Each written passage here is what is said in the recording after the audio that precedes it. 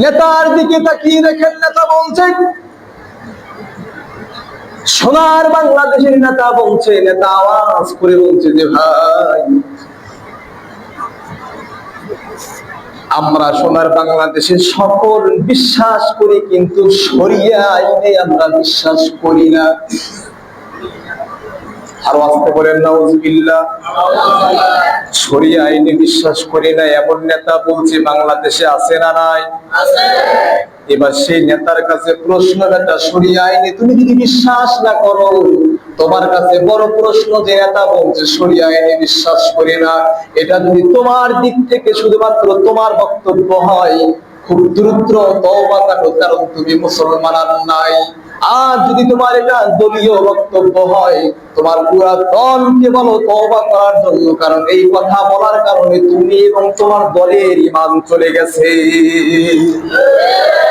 ধরে আর ঈমান তোমার নাই। যেটা তো বলতে পারে শরিয়া আইনে বিশ্বাস করি না, শরিয়া আইন তো আল্লাহ, যে ব্যক্তি আল্লাহর আইনে বিশ্বাস করতে পারে না সে কখনো মুসলমান থাকতে পারে না।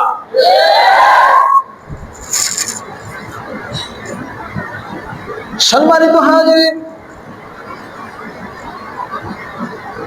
এই নেতার বক্তব্য শুধু এমন নয়, এই নেতার মতো আরো কিছু বক্তব্য নেতাদের বক্তব্য দিচ্ছে।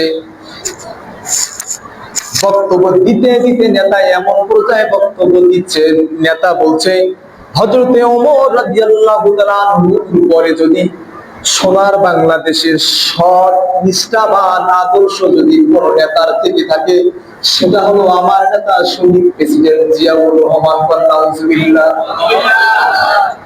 এবার আমার আপনাদের কাছে প্রশ্ন, কথা আমার ভালো করে বুঝবেন, তারপরে বলবেন কিন্তু কথা। মনে মনে যদি কোনো প্রকার ক্ষোভ থেকে থাকে, নামাজের পরে মসজিদে ইমাম সাহেবের জায়গা আছে, ফটো আছে, খুব সুন্দর মতো ইমাম সাহেব আসে, বসে ডিসকাস করে নিবেন।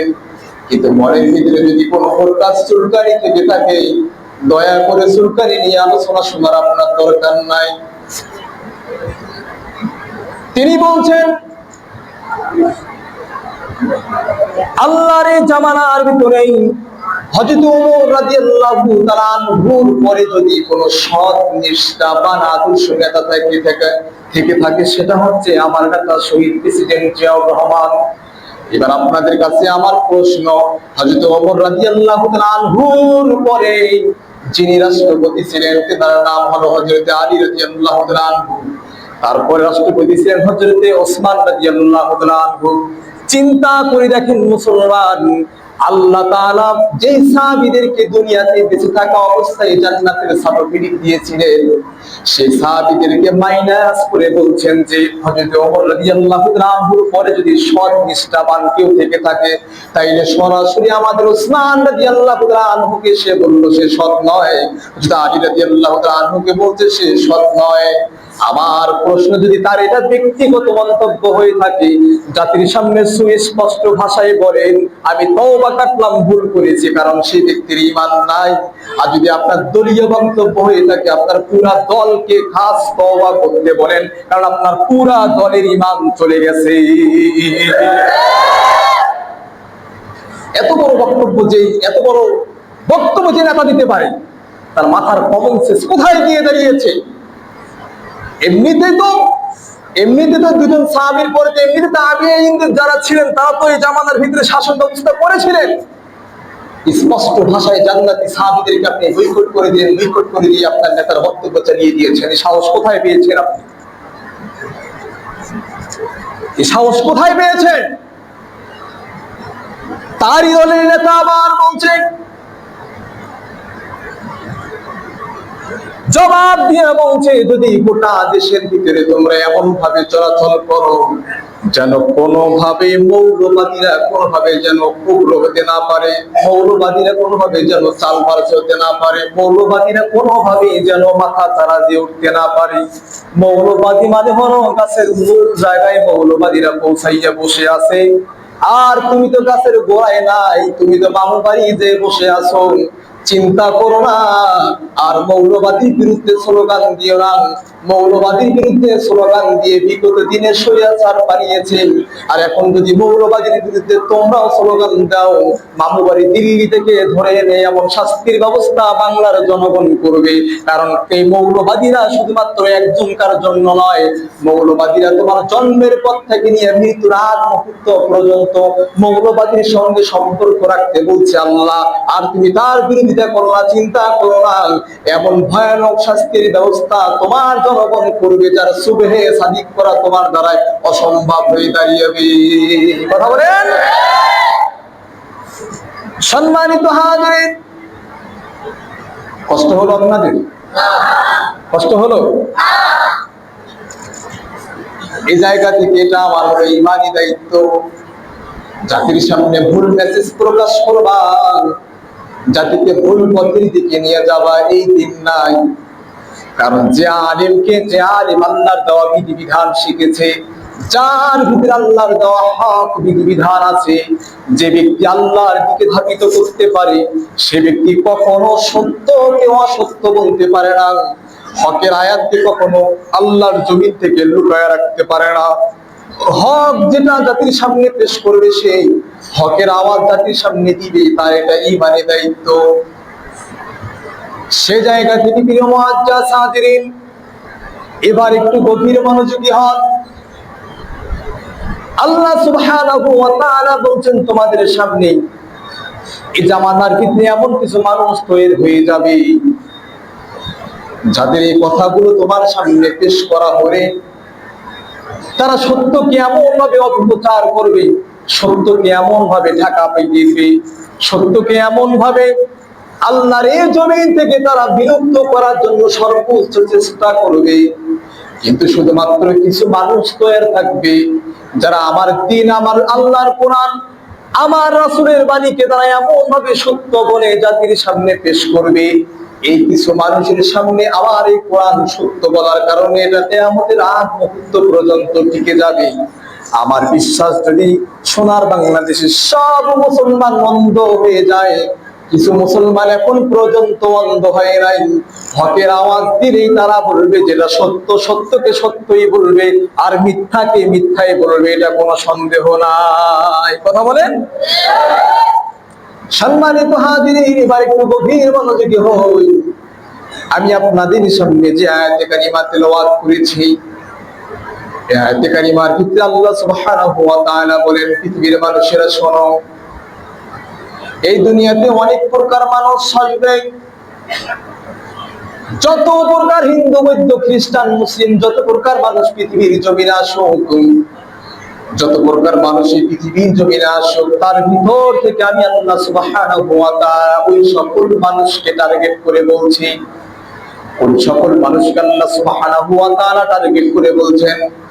আল্লাহ সুবহানাহু ওয়া তাআলা বলছেন, ইন্নাল্লাহা আশতারা মিনাল মুমিনিনা আনফুসাহুম ওয়া আমওয়ালাহুম বিআন্না লাহুমুল জান্নাহ। জোরে বলি আল্লাহু আকবার। আল্লাহ সুবহানাহু ওয়া তাআলা বলছেন, ইন্নাল্লাহা আশতারা মিনাল মুমিনিনা আনফুসাহুম, ও পৃথিবীর মুমিনেরা তোমরা শুনে রাখো, তোমাদের কাছ থেকে আমি আল্লাহ সুবহানাহু ওয়া তাআলা তোমাদের কাছ থেকে ইন্নাল্লাহা আশতারা মিনাল মুমিনিনা, তোমাদের জান এবং মালগুলো আমি আল্লাহ সুবহানাহু ওয়া তাআলা কিনে দিলাম, ক্রয় করে দিলাম। সুবহানাল্লাহ বলেন। আল্লাহ সুবহানাহু ওয়া তাআলা বলছেন, ওয়া আমওয়ালাহুম বিআন্না লাহুমুল জান্নাহ, বিনিময়ে আমি আল্লাহ সুবহানাহু ওয়া তাআলা দুনিয়াতে যদি আপনি কারো কাছে কিছু দেন, বিনিময়ে তিনি আপনাকে কিছু দেয়, কিন্তু আমি আল্লাহ সুবহানাহু ওয়া তাআলা তোমাদের কাছ থেকে জান এবং মালগুলো নিয়ে নিলাম, বিআন্না লাহুমুল জান্নাহ, বিনিময়ে আমি আল্লাহ সুবহানাহু ওয়া তাআলা তোমাকে জান্নাত দিয়ে দিলাম। সুবহানাল্লাহ। মুমিনের জান এবং মাল কে কিনে নিছেন? মুমিনের জান এবং মাল কে কিনে নিছেন? আল্লাহ সুবহানাহু ওয়া তাআলা বলেন, মুমিনের জান এবং মালগুলো আমি আল্লাহ সুবহানাহু ওয়া তাআলা কিনে নিলাম। এবার একটু আমরা গভীর মনোযোগী হই। এই আয়াতের কিছু একটা ব্যাখ্যা যদি আমরা কিছু একটা বুঝতে চেষ্টা করি। এই আয়াত যদি আমি আপনাদের সামনে আয়াতের কথা বলছি, এখান থেকে যদি আমি কিছু শেখার চেষ্টা করি, তাহলে গভীর মনোযোগী দিতে হবে। আর গভীর মনোযোগী দিতে গেলে আল্লাহ সুবহানাহু ওয়া তাআলার আয়াতের প্রেক্ষাপট অনুযায়ী কথা বলতে হবে।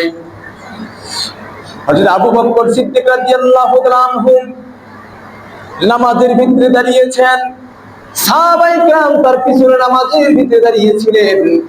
আবু বকর সিদ্দিক রাদিয়াল্লাহু তাআলা আনহু নামাজ পড়তে পড়তে হঠাৎ করে আবু বকর সিদ্দিক রাদিয়াল্লাহু তাআলা আনহু এই আয়াত কারিমা তেলাওয়াত করতে লাগলেন, আর চোখ দিয়ে বিড়ি করে পানি পড়তে লাগলেন। আবু বকর সিদ্দিক রাদিয়াল্লাহু তাআলা আনহু বারবার চোখ দিয়ে কান্না করছেন। সাহাবায়ে কিরাম নামাজ শেষ করার পর জিজ্ঞাসা করলেন যে আবু বকর সিদ্দিক, আপনি কেন যেন নামাজের ভিতরে এক আয়াত কারিমা তেলাওয়াত করলেন? তেলাওয়াত করা অবস্থায় আপনি কেন যেন অঝরে কান্না করলেন? আবু বকর সিদ্দিক রাদিয়াল্লাহু তাআলা জবাব দিয়ে বলছেন যে ভাই, আমি নামাজের ভিতরে এমন আয়াত কারিমা তেলাওয়াত করেছি যে আয়াত কারিমা আমাকে এতটা কন্দর করেছে, যে আয়াত কারিমা আমাকে এমনভাবে কাঁদিয়েছে। বলছে কেমন সে আয়াত? কোন সে আয়াত যে আয়াত আপনাকে এত প্রকার হৃদয়ে বিদারক দিয়েছে, এত প্রকার আপনাকে কন্দন করেছে?